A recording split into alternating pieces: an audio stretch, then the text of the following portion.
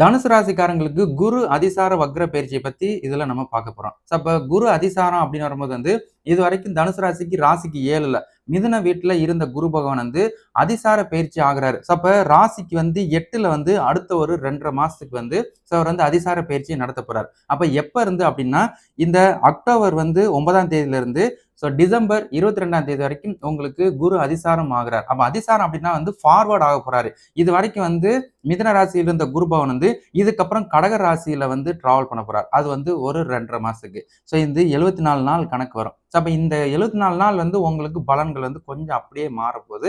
அதோட பலன்களை பத்தி தான் இப்போதைக்கு நம்ம பார்க்க போறோம். அப்ப இந்த தனுசு ராசி அப்படின்னும் போது மூல நட்சத்திரம், பூராட நட்சத்திரம், உத்திராட நட்சத்திரம், இந்த 3 நட்சத்திரத்துக்காரங்களுக்குமே இதெல்லாம் ஒரு மாற்றம் இருக்குதான்னு கேட்டா ஒரு சில மாற்றங்கள் உங்களுக்கு இருக்கு. இது வரைக்கும் குரு பயிற்சியை பார்த்திருப்பீங்க.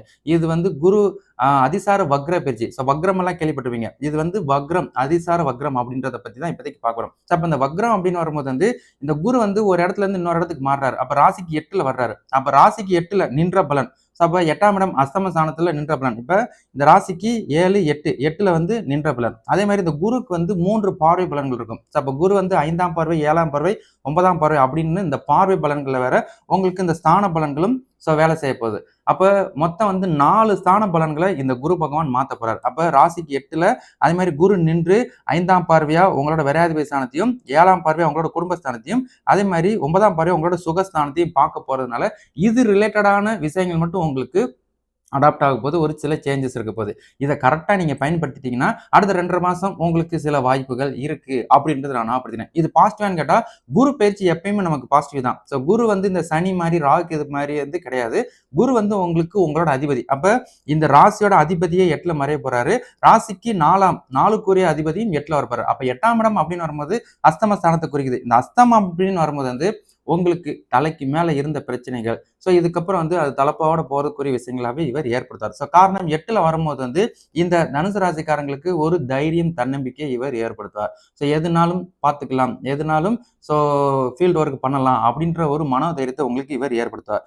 அது போக வியாபார விஷயங்கள்ல நீங்க வியாபாரம் பண்றீங்க, வேலை செய்றீங்க, ஏதாவது ஒரு விஷயங்களை அவசரப்பட்டு செய்ய போறீங்க, இல்லைன்னா யாரையாவது நம்பி ஏதாவது செய்ய போறீங்க அப்படின்னா அதை அடுத்த 2.5 மாசத்துக்கு ஸ்டாப் பண்ணிருங்க. ஏன் அப்படின்னா நீங்க அவசரப்பட்டு எடுக்கிற முடிவுகள் உங்களை கீழே தள்ளி விடுறதுக்குரிய விஷயங்களா கூட மாறிடும். அதனால அடுத்த 2.5 மாசத்துக்கு புதிய முயற்சிகள்ல எதுலையுமே கை வைக்க வேண்டாம். எக்ஸாம்பிள் நீங்க எங்கேயாவது வேலை செய்றீங்கன்னா அப்படியே அங்கேயே வேலை செய்யுங்க. அது மாதிரி எங்கேயாவது வியாபாரம் பண்ணிட்டு இருக்கீங்கன்னா அதை அப்படியே மெயின்டைன் பண்றோம். அது நஷ்டமா இருந்தா கூட அப்படியே மெயின்டைன் பண்ணிக்கோங்க.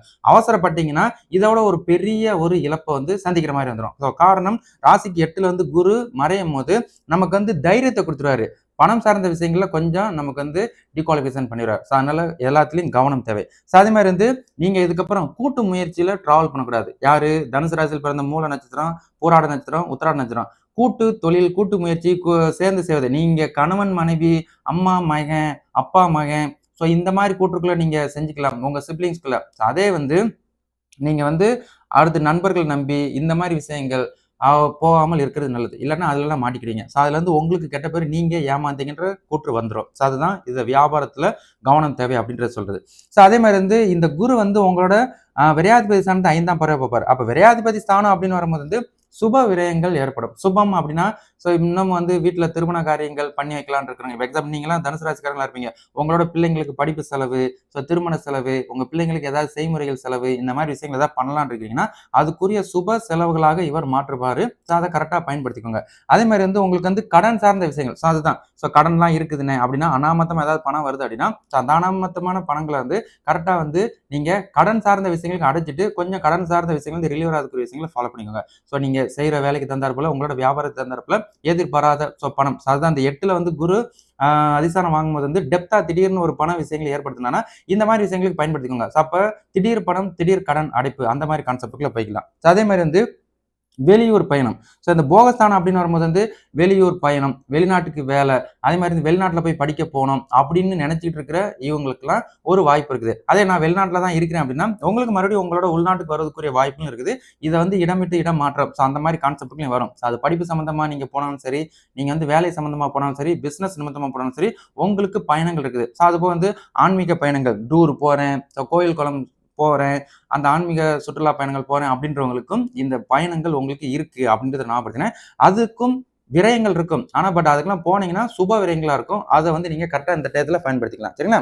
அதாவது வந்து இந்த குரு வந்து உங்களோட குடும்பஸ்தானத்தை 7ஆம் பார்வையா பார்ப்பார். அப்ப இந்த குடும்பஸ்தானம் அப்படின்னு வரும்போது வந்து இங்க தனுசு ராசியில் பிறந்த குடும்பம் ஆல்ரெடி பிரிந்து இருக்கு அப்படின்னா, மறுபடியும் ஒற்றுமைக்குரிய விஷயத்தை இவர் ஏற்படுத்துவார். அப்ப கணவன் மனைவி பிரிந்த கணவன் மனைவி ஒற்றுமை, அதுபோக காதலன் காதலி, அதுபோக வந்து உங்க குடும்பத்துக்குள்ளேயே ஒரு சில முரண்பாடுகள் இருந்துக்கலாம். உங்களுக்கெல்லாம் மறுபடியும் ஒரு ஒற்றுமை இருக்கும்.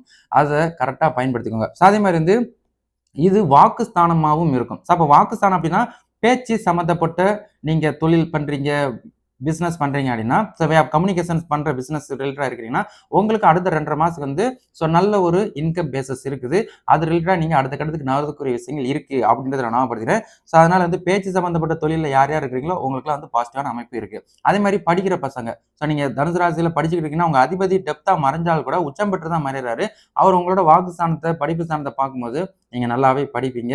உங்களோட சுகஸ்தானம், அம்மா ஸ்தானம், வாகன ஸ்தானம், படிப்பு ஸ்தானம் இந்த மாரி ஸ்தான பலன்கள்லாம் வரும். அப்ப இப்ப இதுவரைக்கும் அம்மா, பிள்ளைங்களுக்கு சில கருத்து வேறுபாடுகள் இருந்துகிட்டு இருந்துச்சுன்னா, உங்களுக்கு மறுபடியும் வந்து அம்மா, பிள்ளையோட ஒற்றுமை, அம்மா வழியில வந்து உங்களுக்கு நல்ல ஒரு வாய்ப்புகள். அதே மாரி படிக்கிற பசங்களுக்கு ஒரு முன்னேற்றம் சார்ந்த விஷயங்கள்லாம் நடக்கும். அதே மாரி உங்களோட வாகனங்கள்ல பை மிஸ்டேக்ஸ் இருக்குது, பழுதுபட்டுக்கிட்டே போகுது அப்படின்னா, இதுக்கப்புறம் இந்த வாகன நிமித்தமான விஷயங்கள்ல வந்து ஒரு முன்னேற்றம் உங்களுக்கு இருக்கும். அத தவிர்த்து உங்களுக்கு வந்து உடல் ஆரோக்கியம் அப்படின்றது ஒரு கான்செப்ட். அப்ப உடல்ல வந்து உங்களுக்கு முன்னேற்றம் இருக்கும். ஹெல்த் இஷ்யூஸ் இதுவரைக்கும் இருந்துச்சு.